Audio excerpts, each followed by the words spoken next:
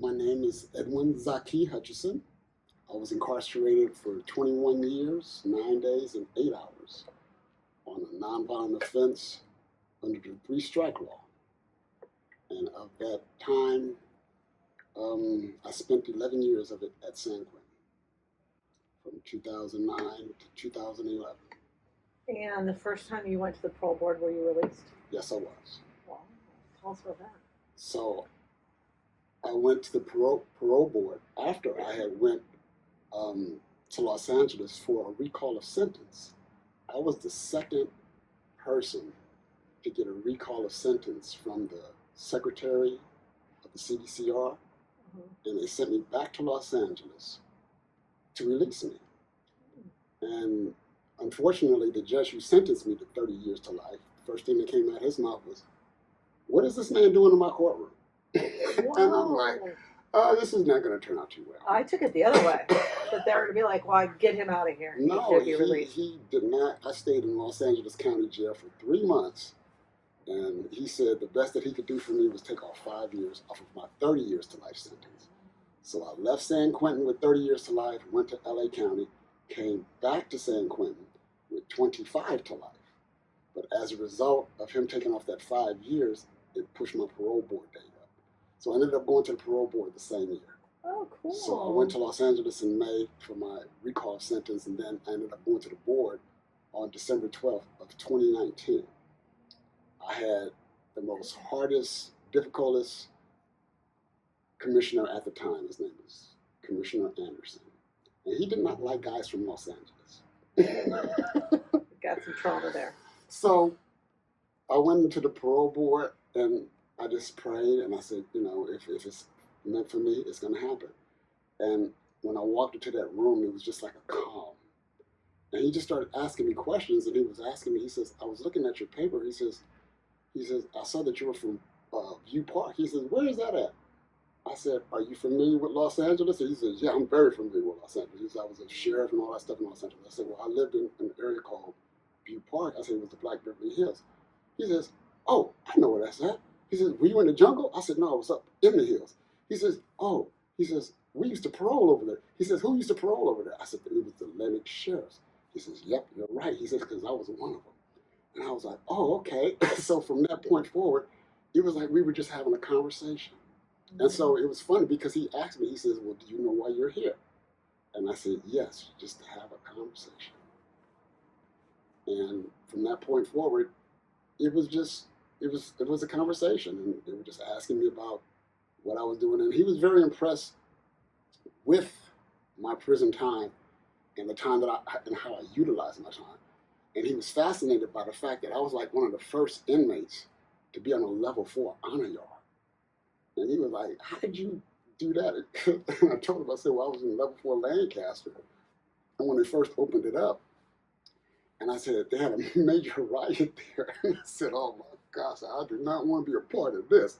And so they were opening up this honor yard. And they were asking for volunteers. I'm like, what do I need to sign up at? Stick me in there ASAP. Yeah, get me out of here, Yeah. Let them have all of this. And so I started programming on a level 4, and he was so impressed. And he says, what made you decide to start programming when you had all of this time to do? And I just looked at him and I said, honestly, Commissioner, I said, I had to do one of two things. I said, either I had to start getting my life together and programming, or either I was going to harm somebody or somebody was going to harm me. And I might not make it out. Either I'll end up being in here for the rest of my life, or somebody will kill me. Understood. And so he's like, he says, I'm very impressed with that. And so I just worked my way down through the system. And so when I got to level 2 points, I fought tooth and nail to get to San Quentin. In fact, I was at CTF Soledad because I was at Corcoran. My points had dropped at Corcoran from level 3 to level 2. And so I requested to come to San Quentin so I could be a part of the Patton University program, PUP, because I wanted to get my degree. And so everybody throughout the state of California knew about PUP and all that stuff at San Quentin. So anybody who was trying to get home was trying to get to San Quentin.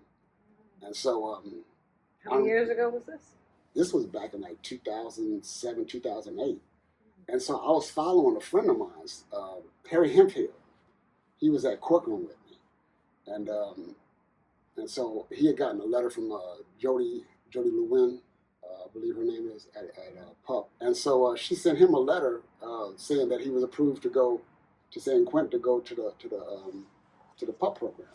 So I said, shoot, man, let me write me a letter and see if I can get one of those letters. So she sure did write me a letter, yeah, so I could go to PUP. And so yeah, so that was the beginning of my journey to try to get there, to San Quentin. So after I left Corcoran, they sent me to CTF Soledad, and I was there for 6 months and just made myself a total nuisance the whole time I was there. I was like, look, I gotta get out of here. I said, I did not ask to come to Soledad, so I mean, I was filing lawsuits and all kind of stuff. I said, get me to where I needed to be. So I finally got to San Quentin in September of 2009, and from that point forward, I was on my transformative journey to get here with you today. So I was impressed with the day that you and I met. Here we are on the board's advisory committee, and you're there, and you're just so well spoken, and became vulnerable right there. We're sitting at a table with people that are in higher power, the staff, and there you are telling your story. So tell how you got to that table when you and I met in San Quentin with the warden and at the warden's table. Mm-hmm. Well, that's a very interesting journey. So that started 5 years ago. Walked out of San Quentin at the height of COVID. It was 2020. It was April 14th, 2020. I walked out and there was nobody on the streets. What an experience, oh my God. Yeah, after doing 21 years, 9 days, and 8 hours, I walked out and I'm like, where is everybody? I said, I've been watching too many of these zombie movies. I'm waiting to see the zombies coming around the corner somewhere. I was like, where did everybody go?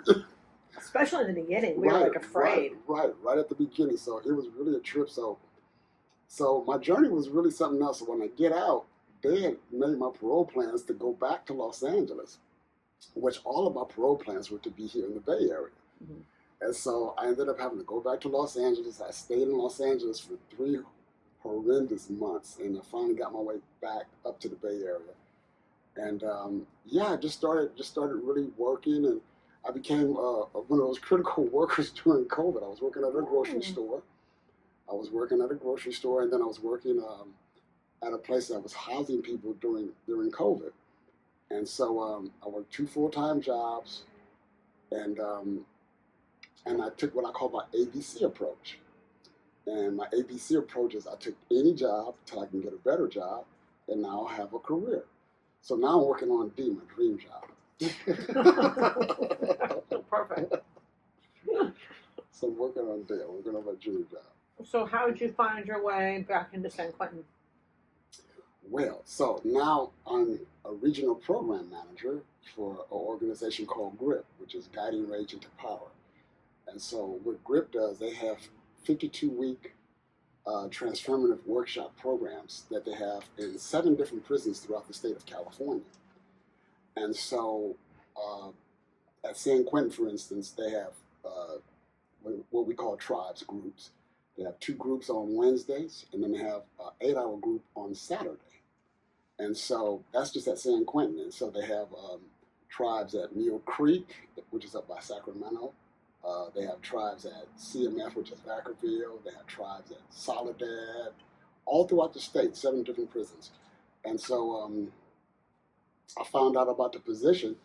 And the way I found out about it, this position was originally slated for a very, very dear friend of mine's. And he passed away. And so when his name was Bernard Moss. And so when he passed away, another good friend of mine's suggested that I apply for the position. And so when I applied, I went through the whole process, and so I was able to get the position. I was able to get the job. Mm-hmm. And so it's really interesting because, like I say, my life has gone like full circle. I fought for 21 years, 9 days, and 8 hours to get out of San Quentin. Now I'm fighting to get back in to go in and help the men to get the benefits and the blessings and the understanding, first of all, of just who they are, and then how they can become free from within. Mhm. You know, I used to tell I used to tell prisoners, you know, when I was incarcerated, that, you know, being in prison was just a state of mind. And as hard as it was for me to just be in there, there was a lot of times that I used to envision myself being out here. And I used to say, you know, even though I am here, I said I'm still free from in here, you know, and I'm projecting myself out there. And so I just took the steps necessary to get here. And so I just kept pursuing that dream until it became my reality. That's so beautiful. It's so beautiful to think you're back in there doing that soul Mm. filling work. How does your lived experience help you with your job? One of the institutions that I go in, there was no person like myself going inside the prison. All the people who were facilitators were either women or there were people who had backgrounds like in psychology and, you know, education and things of that nature. But when I came in as the regional program manager and then explained to them my background, I had instant credibility with them. Instant credibility. I mean, from that point forward, and then just sharing my story with them, the men instantly had hope. They had they had desires, they had questions, you know, and just to see somebody that was like them now in a position like I am, you know, not only am I an ex-felon coming back, but I'm, you know, pretty much like the guy in charge, you know, and I'm coming back.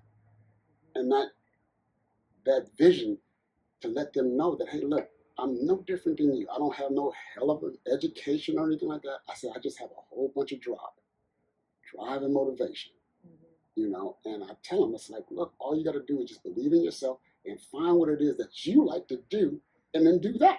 Yeah, exactly. You How know? does your experience of being living inside though help when you're sitting down in that tribe, you're guiding rage into power, you're sitting down, you're listening to their story. How does being in those shoes then help you guide people through sharing their story?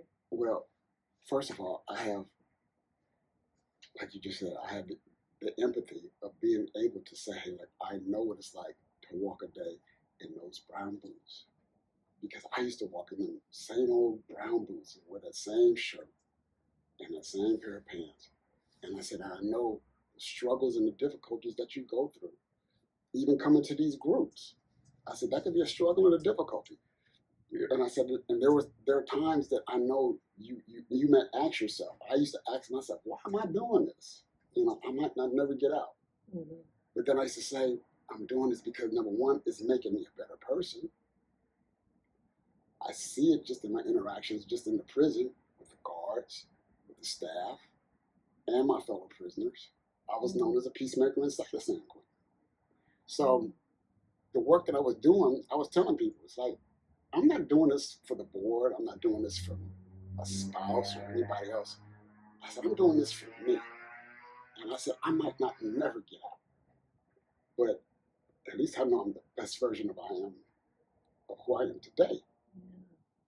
Yeah. And so being able to share that with these men from this side now, you know, it just holds so true for them because it's like they can see it now. You know, they hear about it, you know, but now it's like, wow, you know, this guy was here with us. Yeah. You know, he was here with us. Yeah. And now he's doing much better, you know.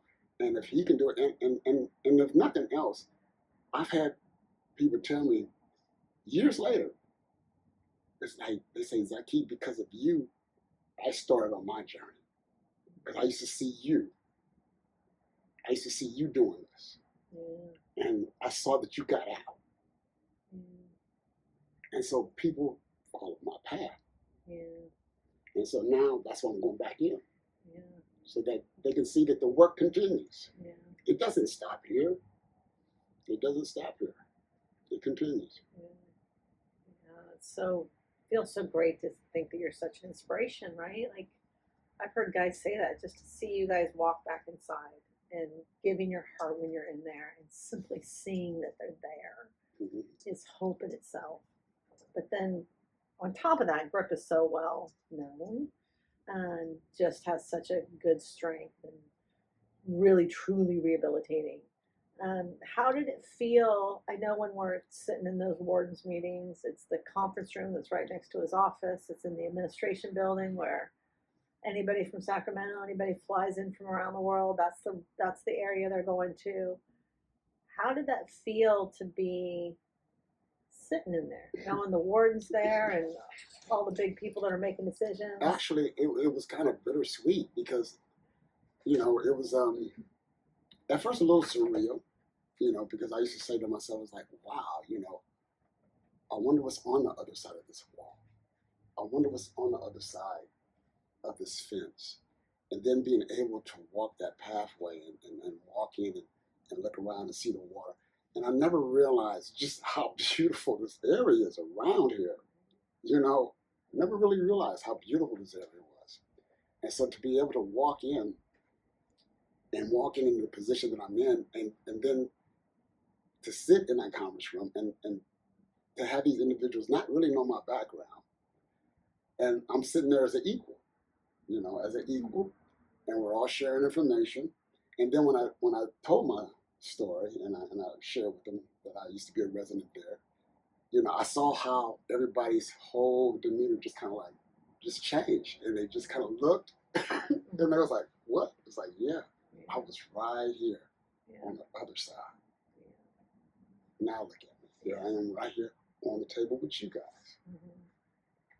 And so it feels very rewarding, and like I say, it feels like I've gone full circle, but I'm doing it in a sense of humility because I know that I'm given a stewardship right now.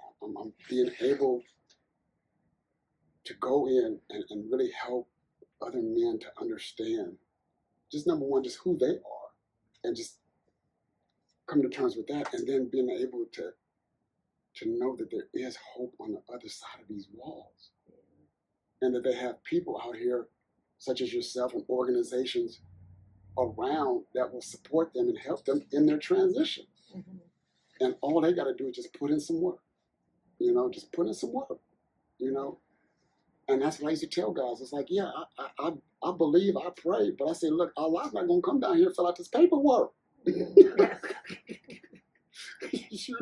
Jesus Christ, he don't do that. You got to put in the work. Make it happen. Right, you got to put in the work. And so this is just part of the work. Yeah, I hear you talking to those guys in there and sharing your knowledge for that hope to get them out. What would you say to people that look at your line of work and be a naysayer? What is it going to help you go and talk to those men? A lot of them should be there. I tell them, just look at the matrix. Violence is heinous. What would you say to them? Well, and I tell people, just like I used to tell the prison guards, I say the only difference between you and I is that I got caught and somebody was praying real hard for you. Please don't let little Johnny get caught, No. What I would tell them is just look at the numbers. We have a success rate of like 97%. We have the lowest recidivism rate of any of the self-help groups out there. We have the lowest recidivism rate. Men who go through this program, this 52-week program, when they get out, they don't come back. And not only do they not come back, but they thrive. They get out and they do positive and constructive things in the community. They give back. They help.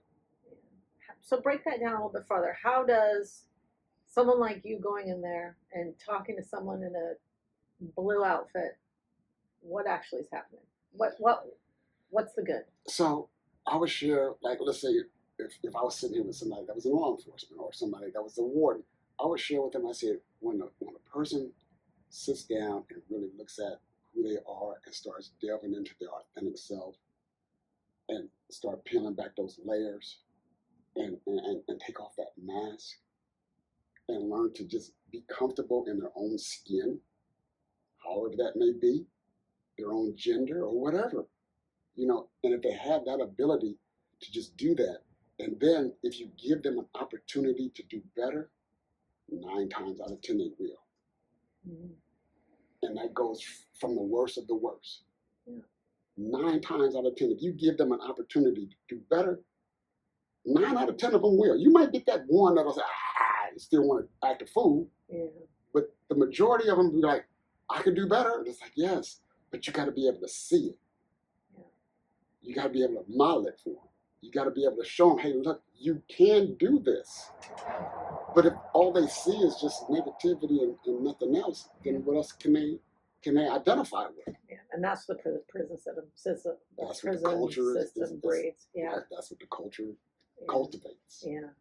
So it looks like it is being seen, right? So you're able to see them, you're hearing them, you care, and you are their belief system. I believe you can do it.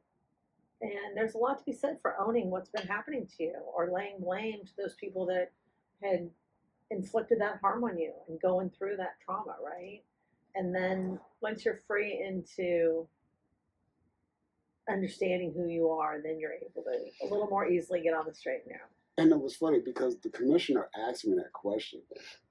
He asked me, he says, how do you feel about your sentence? And I had to sit there and think about that for a second because I really wanted to tell him how I felt about it. You know, it sucks. It gets messed up, you know, in so many nice ways. Mm-hmm.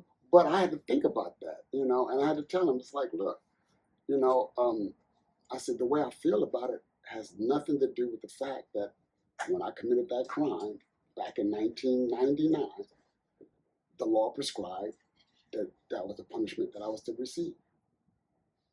And I had to live with that. Mm-hmm. So how I feel about it doesn't mean anything. Yeah.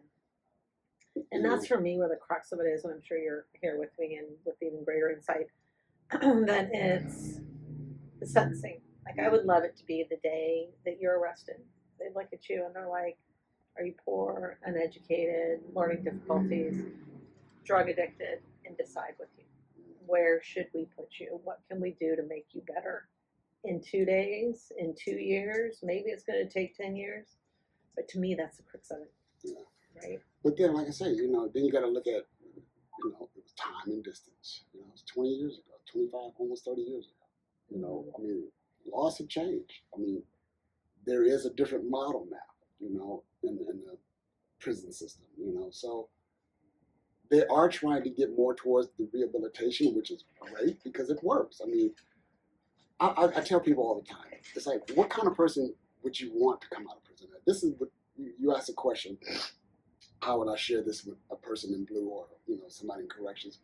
And I would tell them, what would you rather, how would you want a person coming out of prison? If you knew that a person was going to get out of prison, how would you want them to come out? Would you want that person to be like, I'll give you an analogy. Let's say you put a dog in a cage, and every day you go by that cage and kick that cage and prod that cage and torment that little dog in that cage, and you do that for 20 years. 20 years, and you torment that little dog in that cage. And then you take that dog in that little cage and then just drop him out into a park and let him out. What do you think that little dog is going to do? And now it's going to be a big dog after 20 years, but what do you think that dog is going to do after you let him out that cage? It's going to bite somebody. Mm-hmm. And so that's what happens if you don't allow men to receive those type of trainings and rehabilitative programs and educations and vocations and coding. And they need that. Yeah. They need that. And that's how I look at a lot of work you and I do going inside. It's more pro-social skills. Mm-hmm. We're part of their resume. We're part of them taking them out of that little cage, not keeping them repressed, telling them they're, you know, have hope, have belief. And they have value. Yeah. And that you matter. Right. Yeah. And that's one thing I notice most about what we do here. We take people's stories and then we send back in their screenshots from their likes and their comments and just their belief, our belief in them, and that is what changes their life. Right. Yeah. So is there anything you want to share that I didn't get into? I didn't get into your personal life. I have a wonderful 3-year-old grandson. I'm a 1 year and a half newlywed. Oh, congrats. Yeah. I took my first trip overseas. I went to Jamaica. And I'm planning my next trip, going to Greece. Oh, wow. Yeah, going to Greece. Yeah, I just really connected with a lot of family and friends. I'm meeting family that I didn't know when I went into prison. Like I had a niece who was born when I was in prison. So I met her for the first time. She's in Southern California. And then I have another niece who now has given me two great grandnephews. Wow. So, generations happening while you're behind the walls. Wow. Right. And so I have a wonderful opportunity to go visit them in Orlando. They live in Florida. So I'll be going to see them later on this year. So it's just really nice because I'm connecting with my family and my friends, and life is just beautiful, you know. And it's funny because like I share with my friends, like, you know, like I even have friends that ask me, it's like, Zakee, do you ever get mad or angry about all that time that you had to do? And I said, no, I can't really be mad or angry about it. I said, I just had to look at it. That was just a journey that I had to go through in order to come out of all of that, to be this, you know, and it helped me design who I am, to metaphors, you know, to just change and to become this person who I am today. Mm-hmm. I don't know if I would have become this person if I would have stayed out there 20, 30 years ago. Mm-hmm. Who knows? But I know today I feel like I'm a much better person. You're so positive and looking at that and just accepting that that's your journey. You had to go through it to get where you are today. Well, I mean, and even when I was in it, I had to accept it that way. Because there were many times, and I tell you, I pray 5 times a day, and I used to pray sometimes. There was times I used to pray to Allah. It's like, look, if you don't have anything better for me, please just let me die in my sleep. Mm. You know, just let me die. Mm. But every day I kept waking up. And here we are, thank God. Yeah. He had a plan for you. He had a plan for me, so I had to see it that way. Yeah. So great. Well, that's heavy right there. Yeah. That's heavy because I know what those cells look like, yeah. Right? I don't know all of that you were in all those years, but yeah, I would think that would be my go-to. Pretty quickly going into jail. It's like, okay, I'm done. Yeah, it weighs on you. I've done it. It has a way of weighing on you, but you got to keep that hope. And even like I said, when I was looking at it from 20, 30 years away, it's like, wow, whew, it's a long way away. Yeah. But it's there somewhere. I just got to find it. Yeah. Yeah. I just got to find it. Yeah. I had to find my way. Yeah. Well, what's working? So it was free people like you, and I had some other friends from the outside that gave me hope. And it was free people that rekindled my hope in humanity. It was those free people that didn't know me out the clear blue sky that would respond to my letters and send me inspiration and hope, you know. And I'll give you an example. One of them, it was back in 2016. I thought I was getting out back then. And I was sending resumes out in the Bay Area looking for work. I was looking for work. And I sent one to this digital marketing company. And the lady who owned the company sent me a letter back. And she responded. She says, look, I got your resume, you know, some time ago. And she says, I never heard from you. She says, I would love to interview you for a position. And so I had to write her back and let her know. It's like, look, I would love to interview you, you know, with you for that position. I said, it's just one problem. It's like, I'm in San Quentin prison. Make a long story short, her husband used to bring her up to the prison to visit me. And so we developed a friendship. And so we have a travel tribe of about like 11 people. Her and her husband is part of our travel tribe. Nice. One of the questions that her friends used to ask her is, how long are you going to trust that guy Zakee in prison? And her response was, I'm going to trust him until I can't trust him no more. Yeah. So I would tell free people to just give people another chance, just to know that, you know, we all make mistakes in life. You know, there's not a person on this planet who has not done something in their life that they're not ashamed of. You know? And so we all have to remember that, you know. It's, you know, some of us just get caught for the things that we do and others don't, you know. But we all do something, you know. Mhm. But I would always suggest that no matter what, you know, just like you would want a second chance, give somebody else a second chance, you know.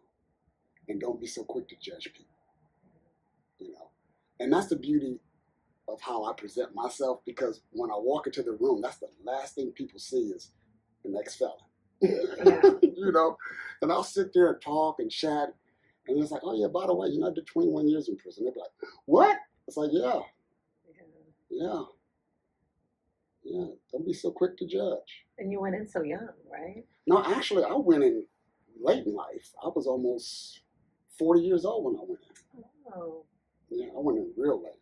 yeah. And that's what I share with the men inside the groups. I say, like, you know, this type of training needs to be done out here, like in Exactly. junior high schools, high schools. I mean, they need that in schools, Mhm.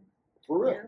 Yeah, we don't teach, I shouldn't say this so broadly, but we don't teach people, especially our men, how to necessarily handle their emotions. Right. And they are, like you said, with that dog, it's going to come out somewhere. Mm-hmm. Mm.